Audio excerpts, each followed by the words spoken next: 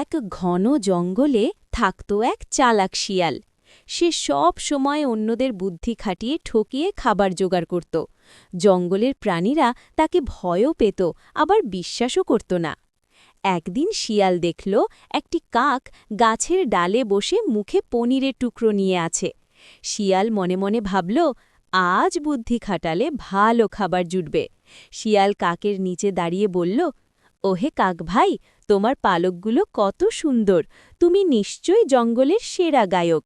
প্রশংসা শুনে কাক খুব খুশি হয়ে গেল। সে গান গাইতে গিয়ে মুখ খুলল, আর সাথে সাথে পনিরটা নিচে পড়ে গেল। শিয়াল তাড়াতাড়ি পনির মুখে নিয়ে বলল, বন্ধু, মিষ্টি কথায় বিশ্বাস করা ঠিক নয়। কাক তখন নিজের ভুল বুঝতে পারল। সে লজ্জায় মাথা নিচু করল। কিন্তু কিছুদিন পর শিয়ালই পড়ল বিপদে। একদিন সে এক গর্তে রাখা খাবার চুরি করতে গিয়ে নিজেই ফাঁদে আটকা পড়ল। অনেক চেষ্টা করেও বের হতে পারল না।